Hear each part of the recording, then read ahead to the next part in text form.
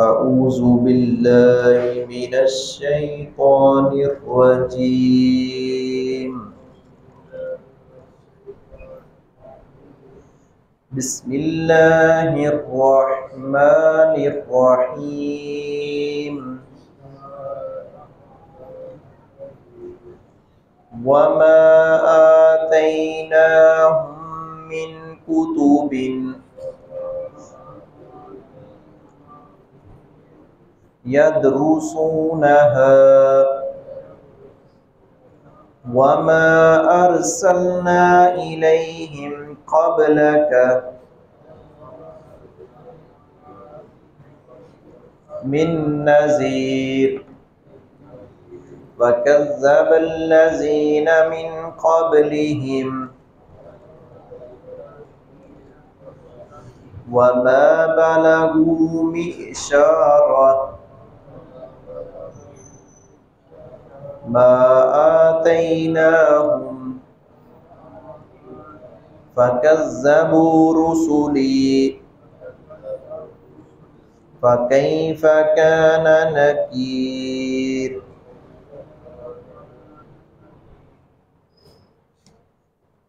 नबी अकरम सल्लल्लाहु अलैहि वसल्लम जो दावत देते थे और उस दावत के जवाब में जिन लोगों ने आप सल्लल्लाहु अलैहि वसल्लम पर उतरने वाली शरीयत का इनकार किया और टटाई के साथ इनकार किया, गुज़श्ता आयात से ये सिलसिला एक तसलसल के साथ ये बात चल रही है कि उन लोगों का कहना कि हम माल में ज़्यादा हैं, हम औलाद में ज़्यादा हैं, तो हम खुशकिस्मत हैं और हम लोग हक़ पर हैं, हमारे पास कुव्वत है, ताकत है। तो अल्लाह रब्बुल इज़्ज़त ने फरमाया इससे पहले जो अक़वाम गुजरी हैं जिनको अल्लाह रब्बुल इज़्ज़त ने इबरत का निशान बना दिया, वो कदो कामत में, वो मालो दौलत में, वो शान शौकत में इनसे कहीं ज़्यादा थे। ये तो उसका 10वां हिस्सा भी नहीं है।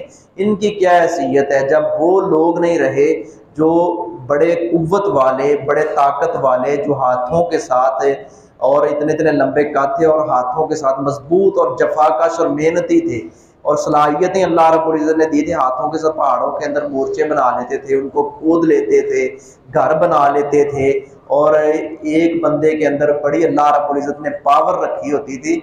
तो ये जो काफिर जो आप सल्लल्लाहु अलैहि वसल्लम के जवाब में इस तरह की बातें कर रहे हैं, इनकी क्या हैसियत है जब वो नहीं रहे, जब वो अल्लाह रब्बुल इज़्ज़त के अज़ाब की लपेट में आ गए, गिरफ्त में आ गए, फिर ये भी बच नहीं सकेंगे। ये जो बात कह रहे हैं ना कि हमारे बाप दादा ऐसे करते आए हैं, इनको और कोई बात नहीं आती, इनके पास कोई किताब नहीं है, कोई सबूत और प्रूफ नहीं है जिसकी बुनियाद पर ये बात करते हों। आप सल्लल्लाहु अलैहि वसल्लम जो दावत लेकर आए हैं, इनको चाहिए कि उसको दिलो चाह से तस्लीम करें। वमा आतैनाहुम, और नहीं दी हमने उनको, मिन कुतुबिन, कोई किताबें, यदरुसूनहा, कि वो पढ़ते हों उन्हें, कोई ऐसी किताब हो जिसके अंदर उनको कोई तसल्ली तशफ़ी दी गई हो कि नहीं जी आप ठीक हैं, हक़ पर हैं। जिस कदर ये शिरक डटाई के साथ कर रहे हैं, तो अल्लाह रब्बुल इज़्ज़त ने फरमाया कोई किताबें इनके पास नहीं है जिसको वे पढ़ते हुआ। वमा अरसलना, और हमने नहीं भेजा, इलैहिम, उनकी तरफ, क़ब्ल का, आपसे पहले, हमारे नबी हज़रत मोहम्मद सल्लल्लाहु अलैहि वसल्लम से पहले इनकी तरफ कोई नबी या डराने वाला भेजा नहीं, मिन नज़ीर, कोई डराने वाला भी नहीं भेजा। वकज़्ज़बल्लज़ीना, और जुटलाया उन लोगों ने जो, मिन क़ब्लिहिम, उनसे पहले हुए, इनसे पहले जो लोग थे उन्होंने भी जुटलाया था। कौम आद थी, कौम समूद थी, और इसी तरह कई एक अक़वाम का अल्लाह रब्बुल इज़्ज़त ने तज़किरा किया है जिनके ऊपर समावी अज़ाब आया और या फिर ज़मीनी और अर्ज़ी अज़ाब आया। तो अल्लाह रब्बुल इज़्ज़त ने बस्तियों की बस्तियाँ जो हैं वो अपना तहस नहस कर दी। वकज़्ज़बल्लज़ीना मिन क़ब्लिहिम, और जुटलाया उन लोगों ने जो मिन क़ब्लिहिम, उनसे पहले हुए। वमा बलगू, जबकि नहीं ये पहुँचे हैं, मि'शारा, 10वें हिस्से को, ये उन लोगों के 10वें हिस्से को भी नहीं पहुँचे।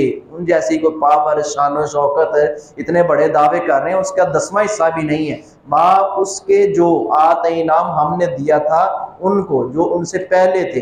हम ज़मीर लौट रही है उन पहलों की तरह, जो पहली अक़वाम गुजरी, जो पहले लोग गुजरे, हमने जो उनसे पहले गुजरे उसका 10वां हिस्सा भी इनको नहीं दिया। फ़कज़्ज़बू रुसुली, बस उन्होंने जुटलाया मेरे रसूलों को, फ़कैफ़ कान नकीर, तो कैसा हुआ मेरा अजाब। अल्लाह रब्बुल इज़्ज़त ने फरमाया फिर मेरा अजाब आया और उन अक़वाम को और उन बस्तियों को उल्ट कर दिया, उल्टा के रख दिया है और इबरत का निशान बना दिया क़यामत तक के लोगों के लिए कि जो भी अल्लाह रब्बुल इज़्ज़त की नाफरमानी और अल्लाह रब्बुल इज़्ज़त की बगावत करेगा, अल्लाह रब्बुल इज़्ज़त के मुकाबले में गैरों की पूजा पाठ, गैरों को अल्लाह रब्बुल इज़्ज़त का शरीक और गैरों के आगे इस तरह झुकेगा, गैरों की नजरों नाम की नजरों न्याज देगा जिसका हकदार सिर्फ अल्लाह रब्बुल इज़्ज़त की ज़ात है, तो फिर अल्लाह रब्बुल इज़्ज़त ऐसी अक़वाम को इबरत का निशान बना देते हैं।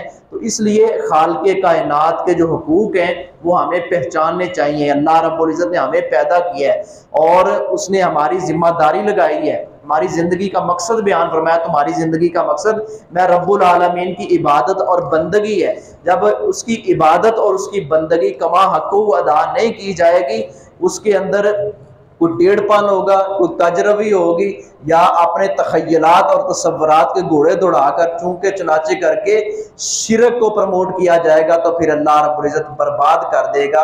इसलिए अल्लाह रब्बुल इज़्ज़त के आगे झुककर रहना चाहिए और उससे बगावत नहीं करनी चाहिए। ये सूद जैसी लानत, ये शिरक जैसी गलाज़त, ये ऐसी बुराइयां हैं और ऐसे ये अपना बबाल है जो इंसान की ज़िंदगी को तबाही के दाने पर ले जाते हैं और इंसान को तबाह कर देता है। इंसान के किए हुए नेक अमाल किसी काम के नहीं रहते। अल्लाह रब्बुल इज़्ज़त ऐसे नेक अमाल जो है वो राख बनाकर उड़ा देगा। अल्लाह रब्बुल इज़्ज़त हमें इन लानतों और कबाहतों से महफूज फरमाए।